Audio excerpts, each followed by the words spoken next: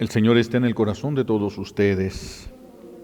Proclamación del Santo Evangelio según San Lucas.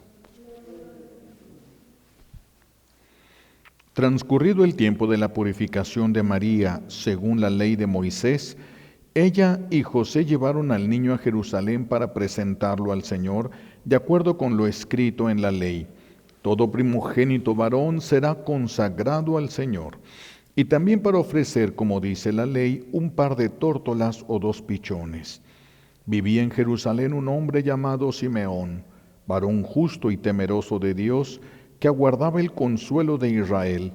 En él moraba el Espíritu Santo, el cual le había revelado que no moriría sin haber visto antes al Mesías del Señor. Movido por el Espíritu fue al templo, y cuando José y María entraban con el niño Jesús para cumplir con lo prescrito por la ley, Simeón lo tomó en brazos y bendijo a Dios diciendo: Señor, ya puedes dejar morir en paz a tu siervo, según lo que me habías prometido, porque mis ojos han visto a tu Salvador, al que has preparado para bien de todos los pueblos, luz que alumbra las naciones y gloria de tu pueblo Israel. El padre y la madre del niño estaban admirados de semejantes palabras. Simeón los bendijo, y a María, la madre de Jesús, le anunció: Este niño ha sido puesto para ruina y resurgimiento de muchos en Israel, como signo que provocará contradicción, para que queden al descubierto los pensamientos de todos los corazones, y a ti una espada te atravesará el alma. Palabra del Señor. Siéntense, por favor.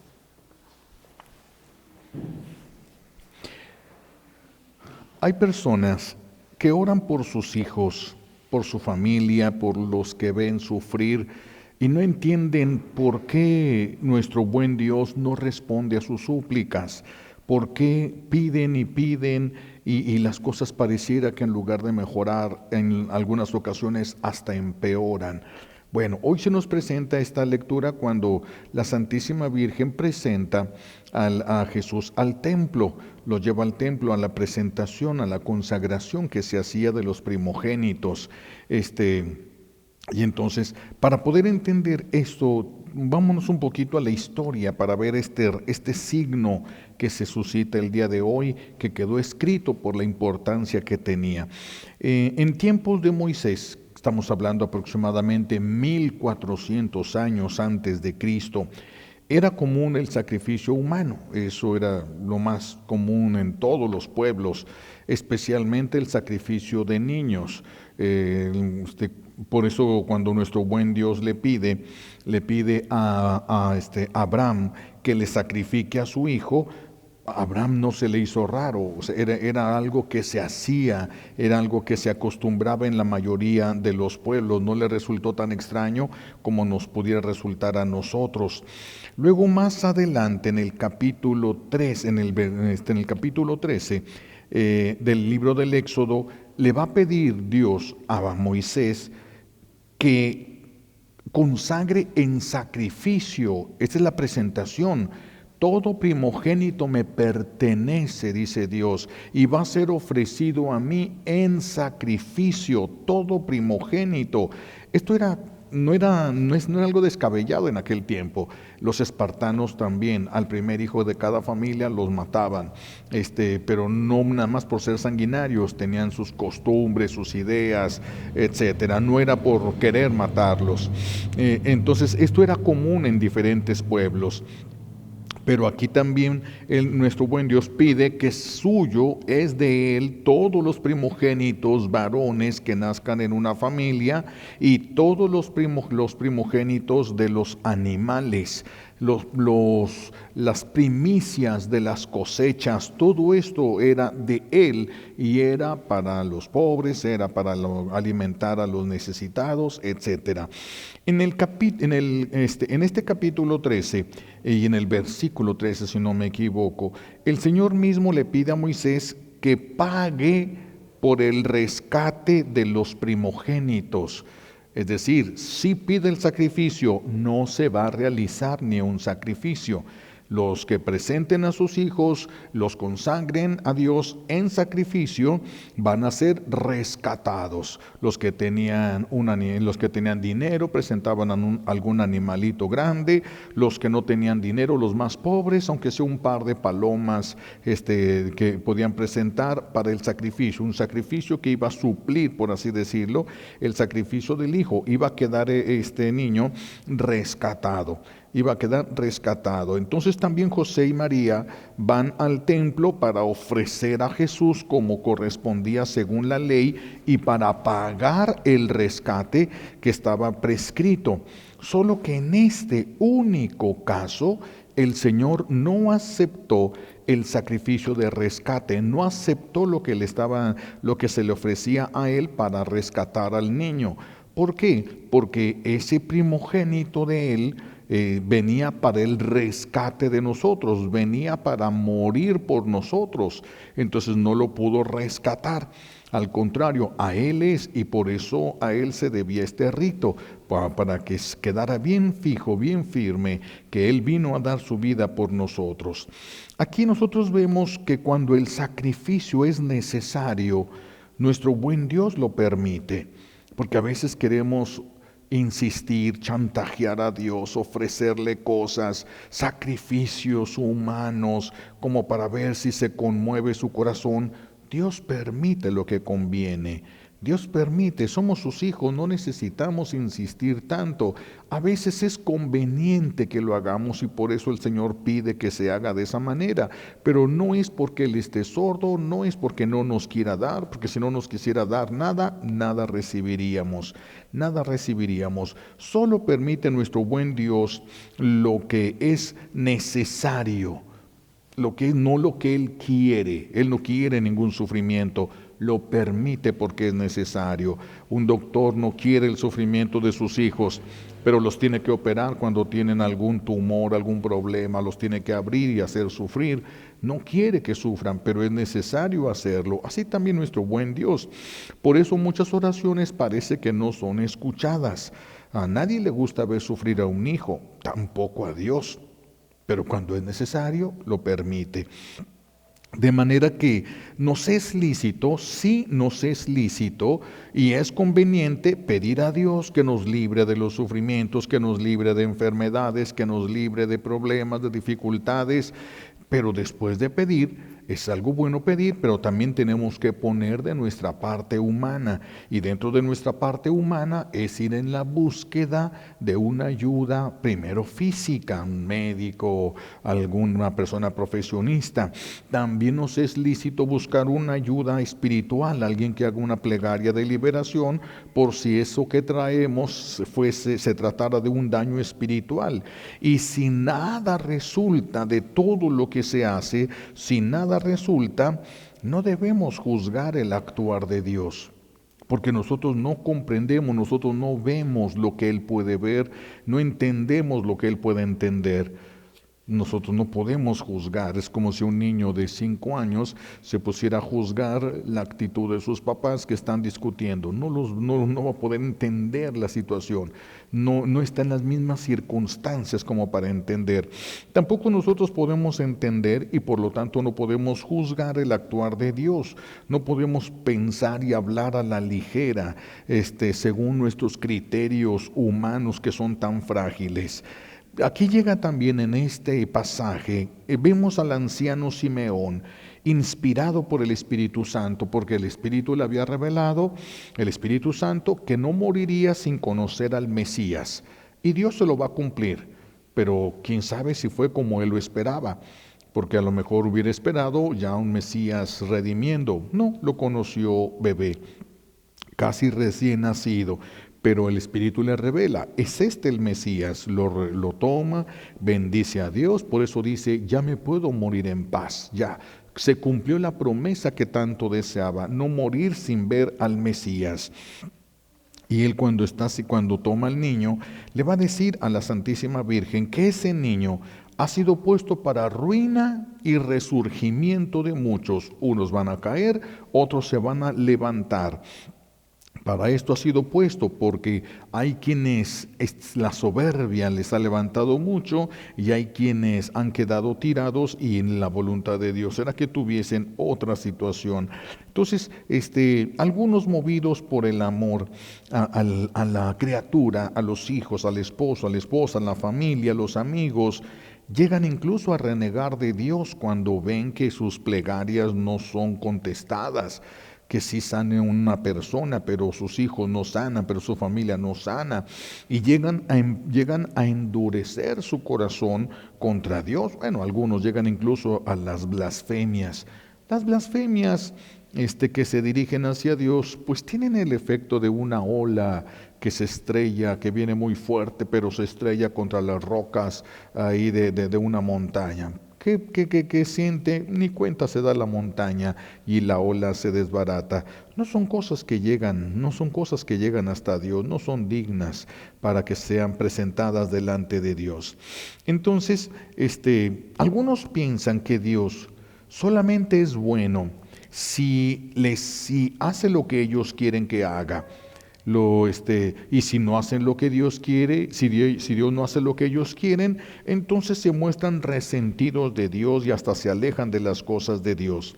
¿Qué es lo que tenemos que hacer? ¿Cuál es el camino para evitar todo esto? Bueno, la lectura de hoy nos lleva a la consagración del Hijo. Nosotros también deberíamos de hacer una consagración a Dios de todo lo que de Dios hemos recibido. Bienes materiales, nuestra vida, la vida de los que nos rodean, consagrar todo lo que hemos recibido de Dios, consagrarlo a Dios. Consagrarlo todo. Si se consagra la economía, pues entonces no se puede utilizar para nada que ofenda a Dios. Pero con eso Dios se encarga, Dios tiene una puerta abierta para favorecernos. Cuando utilizamos nuestra economía para ofender a Dios, el que tiene la puerta abierta, pues es su enemigo. Por eso es que suceden tantas cosas. Nosotros abrimos la puerta y luego queremos que Dios solucione todos los problemas. Por eso no se dan tantas cosas que nosotros pedimos. Entonces deberíamos de consagrarnos a Dios.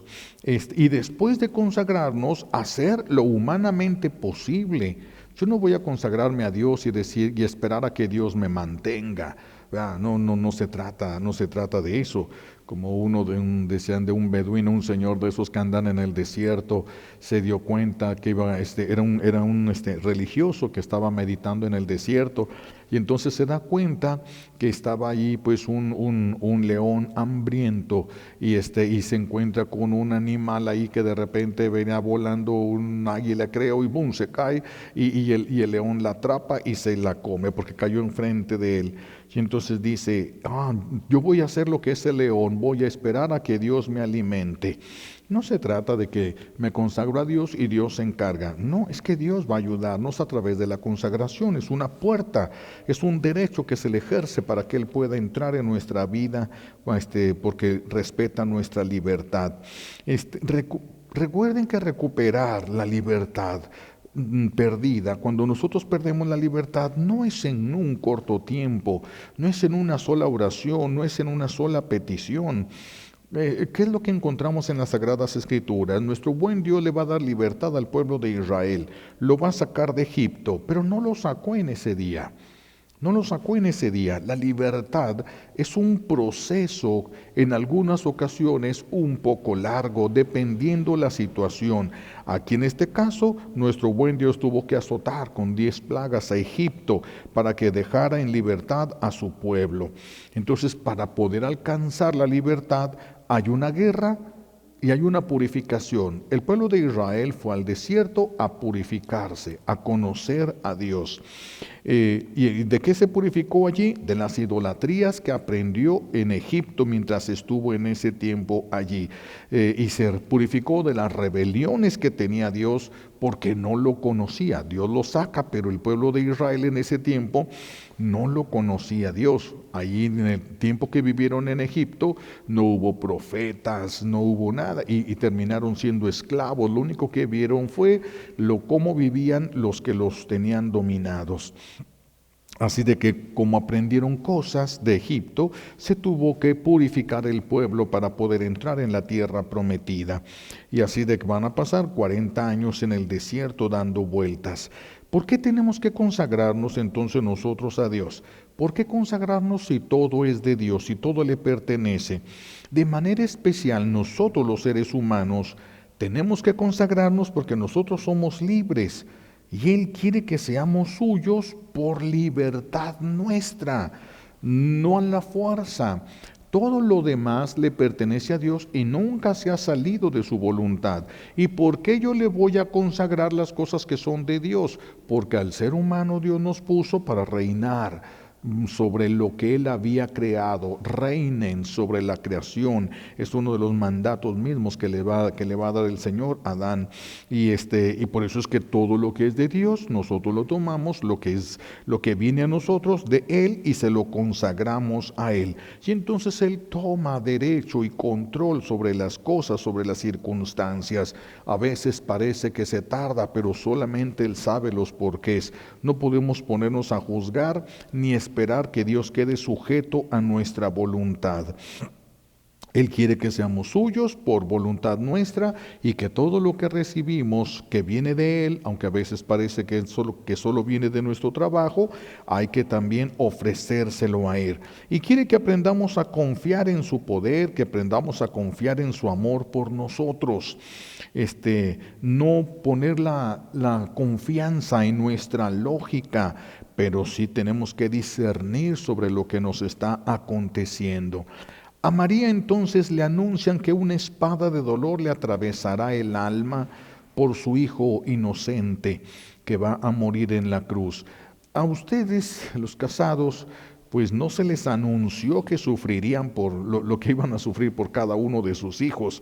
No se les avisó, no se les anunció. Pero nosotros sí somos culpables. Acuérdense que la Santísima Virgen ni el pecado original ni pecado personal. Ella no tenía por qué sufrir, pero se le avisa el sufrimiento porque ella va a estar solidaria y unida a Jesús. Por eso hay algunos que incluso le llaman corredentora porque está unida al sufrimiento de Jesús por su dolor impensable que también tuvo que soportar. Entonces, si nosotros consagramos todo va a tener sentido. Incluso tenemos que consagrar nuestro sufrimiento. Aquí Jesús fue a ser consagrado y Dios Padre recibe la ofrenda del pueblo, que es ese niño. No acepta el rescate o acepta la ofrenda y este niño va a tener que abrir sus brazos a la cruz cuando llegue el momento. También nosotros tenemos que consagrar nuestro sufrimiento para que nuestro mismo sufrimiento tenga valor. Si no se consagra nuestro sufrimiento, de todos modos lo vamos a sufrir. No es de que ofrezco o consagro mi sufrimiento, entonces bueno, Dios va a hacer que sufra más. No. Lo mismo que voy a sufrir, pero consagrado. No se va a aumentar el sufrimiento, pero se puede y se debe de consagrar. Si yo no consagro mi sufrimiento, de todos modos voy a sufrir lo que iba a sufrir, pero no me va a servir absolutamente de nada. La consagración le permite a Dios tener acceso a todo esto. En un hospital están dos personas con el mismo sufrimiento y el mismo dolor. Están las camas hasta juntitas las camas. Una de las dos personas, media consciente y en medio de su dolor, consagra su dolor. La otra persona, en medio de su dolor, nada más grita, se desespera, pero no consagra. La persona que consagra su dolor le abre la puerta para que Dios utilice ese sufrimiento, le purifique y le acerque a la santidad. La otra persona que está sufriendo exactamente lo mismo, no puede hacer. Dios no toma lo que no es suyo. Lo que no es suyo, Dios no lo toma. Así de que por eso no es bueno cantar canciones que se sacaron del mundo, que se le llaman parodias, que se le quita la letra. No se le hicieron a Dios, no es para Dios, Dios no lo quiere. Solamente lo que nació para Él, lo que se le consagró a Él, lo que nació para Dios. Así de que todos Todos tenemos que ofrecer, ofrecer, ofrecer. Las mamás, los papás tienen que consagrarse a sí mismos, consagrar a sus hijos, consagrar lo que tienen, consagrar las alegrías, consagrar los sufrimientos, todo consagrado, que todo huela a Dios, que todo sea para la gloria de Dios, que en todo pueda intervenir Dios. Está consagrado, es de Dios y Dios, pues, Dios puede proteger lo que le pertenece. Pero depende también mucho qué uso le vamos a dar nosotros a las cosas, porque se las puedo dar a Dios y luego arrebatar. Así de que hoy es un llamado que nos hace nuestro buen Dios a que consagremos nuestra vida, todo lo que nos sucede, todo lo que nos pasa, todo lo que hay, sufrimientos, alegrías, economía, trabajo, todos los esfuerzos, todo lo que se tenga que hacer, todo lo tenemos que consagrar. Desde un día antes, consagrar el siguiente día con todo lo que se va a realizar y lo que sabemos que vamos a realizar y lo que ni nos damos cuenta que va a suceder, lo que no podemos saber que va a suceder al siguiente día. Todo consagrarlo, con todos los sufrimientos. Los papás deberían de consagrar a sus hijos todo sufrimiento, desde el primer sufrimiento que haya tenido, aún en el vientre de la mamá, desde el primer sufrimiento hasta el último sufrimiento, todas las alegrías, desde la primera alegría hasta la última alegría, todo se le debería de consagrar, incluso las primeras palabras, que todo sea de Dios, todo huela a Dios y todo nos lleve a Dios. Y Dios puede estar interviniendo, Dios puede estar entrando en nuestras vidas sin romper nuestra libertad, porque nosotros le hemos consagrado todo. Y haciendo de Él tiene poder para proteger lo que le pertenece. Tendrá que purificar, pero tiene poder para defender lo que le pertenece. Así de que es una invitación que nos hace nuestro buen Dios hoy y un recordatorio de que todo es de Él, pero se lo debemos de consagrar. Vamos a pedirle a Dios Padre, como un regalo de esta Santa Misa, nos conceda estas gracias de acordarnos, de recordar y de hacerlo lo más seguido posible, ir consagrando todo a Dios. Todo, nuestras palabras, pensamientos, todas nuestras miradas, todo lo que vamos a ver, todo se ha consagrado, que todo nuestra vida huela a Dios porque le pertenezca a Él. Esto sería muy bueno para nosotros y para todas las personas que nos rodean. Bueno, le pedimos a Dios Padre estas gracias que necesitamos por los méritos de Jesucristo en la cruz y por la poderosa intercesión de la Santísima Virgen María al pie de la cruz. Alabado sea Jesucristo, ahora y por siempre.